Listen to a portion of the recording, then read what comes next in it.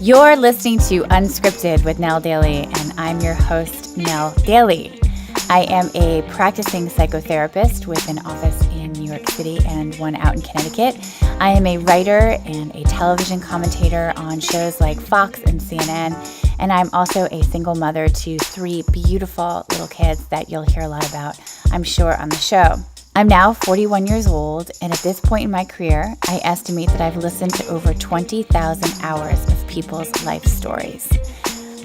So that's 20,000 hours of rummaging around knee-deep in people's souls. And I've heard the most amazing things at times in my office, and I've also heard the most gut-wrenching things. I've learned a thing or two about human compassion and the power of listening to others. And I know that I've helped thousands of people at this point, but I'm the one who should be grateful, to be honest with you. Every person who has ever walked through my door has really infused my life with deep meaning and a massive sense of purpose. But about a year and a half ago, something started to happen to me. After 10 years of treating people and 3 children later, and on the heels of a divorce, I began to wake up and take a look around me. I began to think that something was really, really wrong. I was trained at some of the best schools and academic institutions in the world. When I was in my training, psychiatric medications were just really coming onto the market. I remember as a teenager and in college beginning to read articles or books written about Xanax and Prozac. I know Prozac Nation was sort of the first big book that came out on Prozac. And by the time I got to graduate school and was in my, clinical rotations, basically, we were taught to diagnose people after hearing their symptoms and most of the time treat them with the use of psychiatric medications. We, meaning my field, began to drink the Kool-Aid. We began to believe that there was a pill to fix everything. And with the best of intentions, I often recommended medications to my patients. I would say for a long time, between 50 to 75% of my patients were on some medication, whether it was a sleeping pill or a Klonopin or a SSRI or some sort of bipolar medication. I spent hours telling people who sat across from me that they shouldn't be ashamed of what they were going through, which I obviously still believe.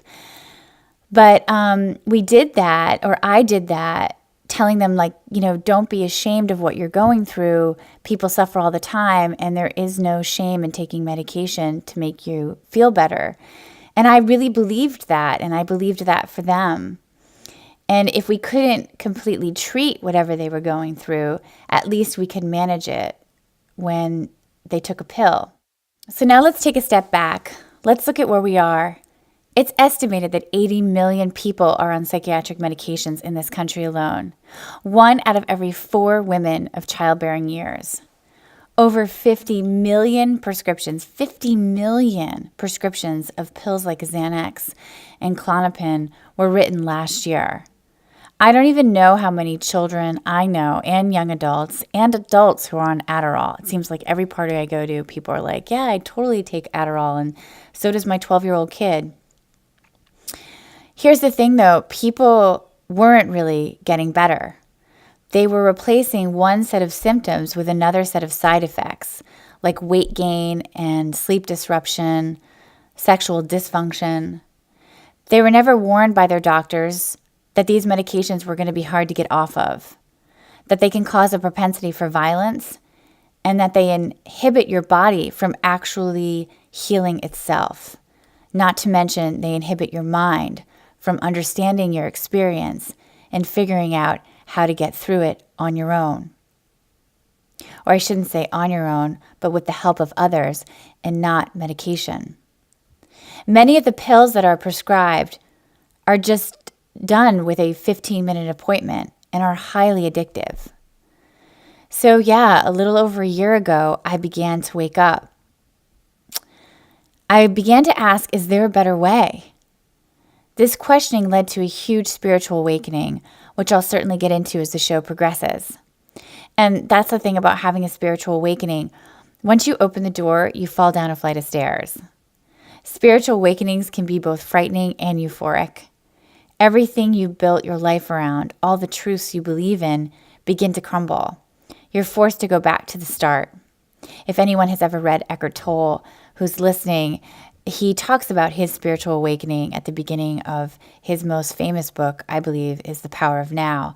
And it's pretty incredible. My relationships all fell apart. My sense of self and then my practice all needed to be reconsidered. My life's work and how I treated patients.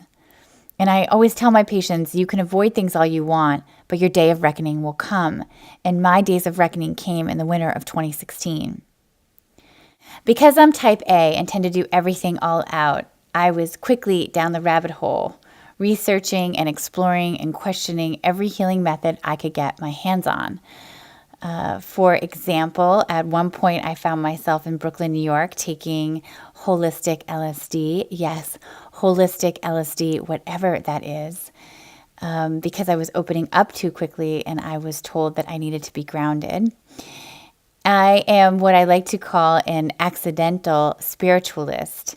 People recommend things to me all of the time, and when they first recommend them, I'm like, no way am I doing that. I'll never try that. And then the next thing I know, I'll be like sitting around on a Wednesday afternoon making peanut butter and jelly for my 4-year-old while I'm talking on the phone with a shaman from Peru about doing ayahuasca. I even in 2016, because a famous psychiatrist named Dr. Kelly Brogan told me to, gave up gluten and dairy. She said that it would help get rid of my depression and anxiety. And I did it. And I never thought I would do that. I am a girl who loves pasta. I love cheese. And she was right. It worked. Although you can never go back. And we'll talk about that on the show as well. I was also driven during 2016 to my knees in meditation and prayer. And I'd prayed before. I was raised a Catholic, but I had never made meditation a daily part of my life. And now it is a psycho-spiritual practice that I recommend to all of my patients, and I certainly could not live without. I saw past life regression therapists and angel channelers. I saw homeopathic doctors and light workers. I went to Kundalini yoga retreats and tried to figure out why. Why in all my years of clinical training, why had we never talked about the soul? Because that's what I was really doing all of those years in my private practice. I was working with people's souls. I never even heard the word during all of my years of medical and clinical training, except on the rare occasion when someone was quoting Carl Jung. Here's what I know after 20,000 hours of listening to people's stories. People go through so much, so much. I can't say that line without tears coming to my eyes, to be honest. Immediately, I think of the patients who poured into my office at 9/11 or after the Newtown school shooting. We need to start talking a lot more about people's souls. As the French philosopher, and I'm going to totally crucify his name here, Pierre Teilhard de Chardin once wrote, "We are not human beings having a spiritual experience. We are spiritual beings having a human experience." We need to take a step back. Let me clarify. We in my field, my entire profession, conventional doctors and therapists and psychiatrists and psychologists, we need to take a step back and ask, what are we doing to people's minds and hearts and souls when we quote unquote cure their symptoms with endless talk therapy or a prescription to Zoloft? Are we limiting their capacity to feel, to experience the very things they were meant to deeply feel on this earth? I believe we are. As the writer and therapist Frances Weller says, we weren't meant to live in shallow pools. We need to wake up. We need to wake up and pay closer attention to Eastern medicine. We need to take a serious look at how far the fields of nutrition and genetic research have come in the last 10 years. And we need to incorporate those findings into the mental health field. Because there is a relationship, I believe, between gut health, how we methylate food, what we put into our bodies, and how we feel. We need to sit with something Albert Einstein once said, the more I learn, the more I realize, the less I know. Is this podcast about self-improvement? Is it about healing? Yes. Do I think incorporating what some of our guests talk about into your life will lead to a life of more joy? Absolutely. But it's our capacity to feel our entire emotional range that I'm interested in, not just the happy, best versions of ourselves. That's so boring. And in the spirit of radical transparency, it's not true. In Western society, we are sold things that are supposed to make us feel happy all of the time. And if we don't feel happy, we are somehow failing at being human. Hold up. I don't know about you guys, I also want to feel the exhausted, dark versions of myself. Because without darkness, there can't be light. The play between our dark selves and our light selves makes us dynamic. And who we are attracted to in this world are people who are dynamic. Let's be honest about that. I want to teach people how they can stay conscious and awake when they are being, as writer Elizabeth Lesser says, broken open by life's tragedies. I want to teach people how they can hear what's knocking at their souls so they can begin to live in their truth and out their truth. So much of the depression and the anxiety that I see in my office has to do with how people don't know what their life's purpose is on this earth. They come into my office and say, I just don't know what I'm doing here. And if we medicate that feeling, if the symptoms are so bad that we medicate it, we aren't helping people hear what's knocking at their souls. Unscripted, in the spirit of being radically transparent, is both a loving mission and a selfish one. I'm insatiably curious. I could spend every waking hour of my day engrossed in an engaging conversation or completely absorbed in a book. This medium actually gives me the power to interview experts from around the world. So I can learn from them, and so you guys can learn from them, and so we can all try to make ourselves better and more interesting, and this bleeds over into our family lives, and then our communities get better, and then our world. I believe, as writer Charles Eisenstein says, we can make our world the most beautiful place our hearts knew was possible. And I'm not afraid to share my shame. Because here's the thing about sharing shame, it makes us feel less alone. Best-selling author Glennon Doyle says, and I quote loosely, and she said this on her podcast with Elizabeth Gilbert, it's not the experience that will kill us, it's the shame. She couldn't have been more spot on. There is something about hearing me too, she says, that makes us stop being afraid of what seems impossible to come back from. With this podcast, I hope to do what Krista Tippett also does on her gorgeous podcast on being.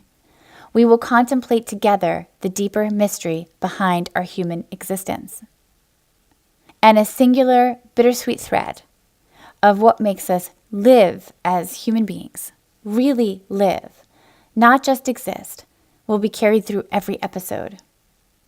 I'm also dying for a tribe. Disconnection is a reason why many of us feel depressed, even in a world where we've never been more connected. I'm hoping those who follow me, who subscribe to Unscripted, will become part of my tribe. So please, guys, subscribe. I've been doing this work on my own for so long. I'm ready to not go it alone anymore. I have a lot of amazing guests lined up already, big names and names you'll want to know. Many of the people I sought out over the last year of my life will be featured. Conventional and unconventional doctors, famous authors, social activists, artists, and healers. We're going to talk about so many things on this show, and you're going to get to know me and this cast of characters that I've collected. And my hope for you is that you'll garner what you need to enhance your mental, spiritual, emotional, physical, and sexual health. Nothing is too outside the box for me to talk about or for me to try at this point.